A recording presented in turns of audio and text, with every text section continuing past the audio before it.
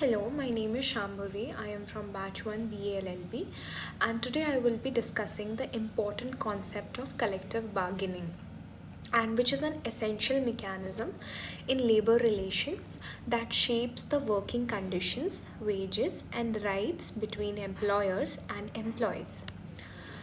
So, I will be discussing the concept, aims, and objectives of collective bargaining, which will give the understanding about the foundational principles, goals, and purpose of collective bargaining in modern industrial relations. So, what is collective bargaining? Collective bargaining (CB) represents a cornerstone of industrial democracy, providing a structured platform for employees and employers to negotiate terms of employment. It is a fundamental process that balances power dynamics and fosters equitable working conditions for the laborers. Collective bargaining is a process where representatives of employees, usually trade unions and employers, come together to negotiate terms and conditions of the employment. This process helps to balance power between a group of workers and their employer by allowing them to discuss wages, benefits, and work environment before finalizing any agreement. The term was first coined by Mr. Sidney Webb in 1897 and remains relevant in labor relations today. The concept of collective bargaining, though rooted in earlier forms of labor activism, gained formal recognition and widespread adoption in the 20th century. Its evolution has been shaped by socio-economic changes, legal developments, and continuous struggle for working conditions of the rights of the worker. The term collective bargaining was first introduced in the late 19th century by Beatrice Webb, a prominent English sociologist and labor historian. Her work highlighted the importance of organized labor in achieving fair employment conditions, laying the theoretical groundwork for modern collective bargaining practices. Collective bargaining is more than just negotiation. It is a process that empowers workers, promotes industrial peace, and contributes to the overall stability of the economy. It embodies the democratic principle of representation in the workplace. So it includes negotiation as a core element, which as its heart, collective bargaining is a process of negotiation between employers and organized group of employees. This negotiation aims to reach mutual agreements on hours and other terms and conditions of the employment. Fostering industrial democracy, it provides workers with a collective voice, enabling them to participate in decision making process that affects their work lives. This participation is crucial for establishing industrial democracy where power is distributed more equitably. Legal foundations. The legality of collective bargaining is often supported by constitutional provisions and specific labor laws such as Industrial Relations Code 2020. Landmark judgments from Apex Court further solidify its legal standings and interpret its application in today's modern world. The two primary parties in the collective bargaining are the employer and the employees, typically represented by a trade union or employer representative. The negotiation process is bipartite, meaning it involves two parties uh, exclusively. It's characterized by the intention to reach an agreement that reflects the joint desires of both sides through discussions, proposals, and compromises. International and academic perspectives on collective bargaining. The definition of collective bargaining is consistent across various international bodies and academic scholars, emphasizing its role as a bipartite negotiation process between the employers and the organized labor. Here, the term bipartite means including two parties exclusively.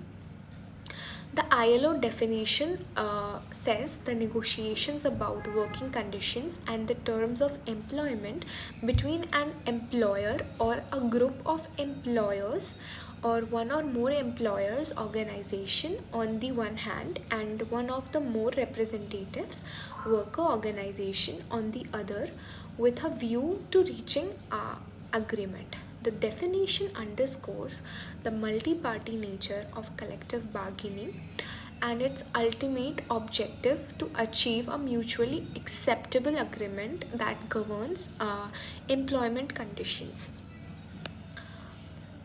The concept of settlement in collective bargaining. Beyond the negotiation process, collective bargaining culminates in a settlement which formalizes the agreed upon terms and conditions. The settlement is legally binding document that governs the relationship between the employer and the workers. Section 2ZI of the Industrial Relations Code defines settlement as settlement means a settlement arrived at in the course of the conciliation proceedings and includes a written agreement between the employer and the worker arrived at otherwise than in the course of the conciliation proceedings by the prescribed copy thereof, which has to be sent to an officer authorized on this behalf by the appropriate government and the conciliation officer.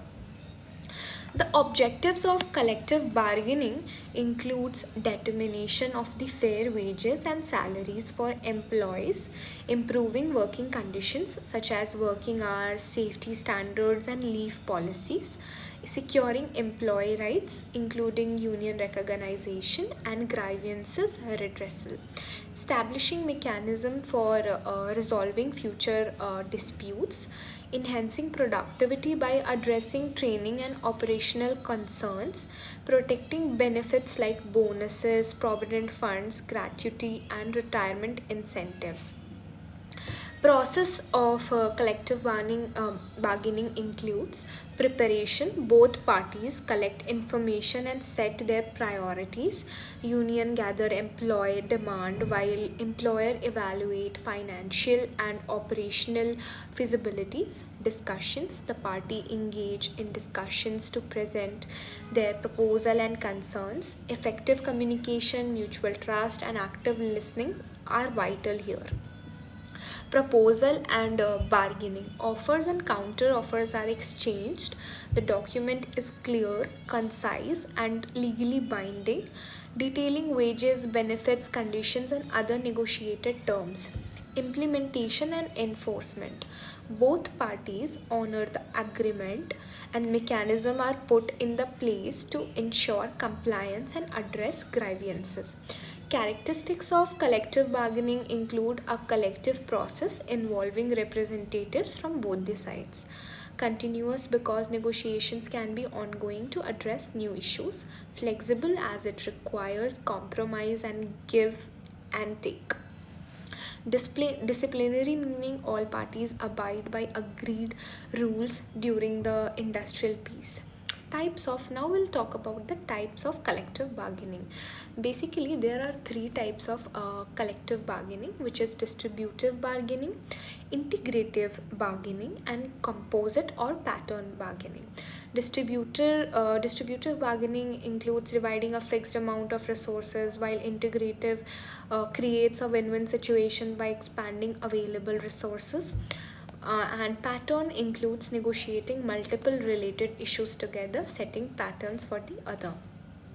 Collective bargaining empowers workers by giving them a unified voice, strengthens industrial democracy, reduces conflicts through structured negotiations, and contributes to overall workplace harmony and productivity. To sum up, collective bargaining Collective bargaining plays a crucial role in shaping the modern workplace. It fosters a cooperative dialogue that allows both employers and employees to address concern proactively rather than reactively. This process enhances transparency and trust, which are essential for healthy industrial relationship. Furthermore, collective bargaining not only secures tangible benefits like fair trade, uh, fair wages, and improved working conditions, but also empowers workers through collective representation, ensuring their voices are heard. In today's dynamic economic environment, collective bargaining remains relevant as it adapts to new challenges such as technological changes, globalization, and evolving labor laws. It helps to maintain industrial peace by preventing disputes and strikes that can disrupt productivity and economic growth. Moreover, the practice contributes to the social justice by promoting equity and fairness at the workplace. Ultimately, the strength of collective bargaining lies its ability to promote mutual respect, shared goals, and long-term collaborations between the employers and the employees. When exercised effectively, it creates a good balance for the worker by providing them a very good and peaceful working conditions, and which is beneficial for the workers as well.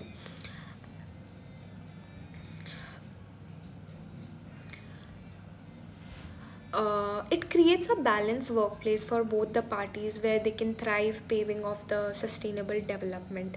One landmark case on collective bargaining in India is the Karnal Leather Karamchari Sangathan versus Liberty Footwear Company and the others. In this case, the Supreme Court of India recognized collective bargaining as a crucial mechanism for securing social justice between the workers and the employers.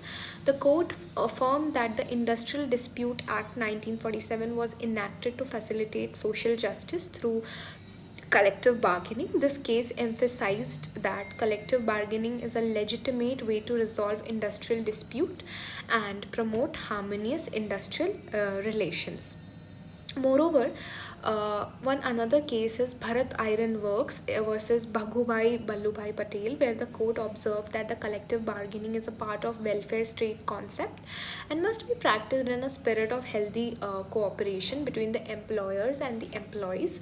The court upheld that negotiations between the management and trade union are essential for reaching settlements on various employment issues. These cases collectively underline the legal backing and judicial recognition of collective bargaining in India, showcasing its role in promoting fair labor practices, dispute resolution, and industrial peace. Thank you.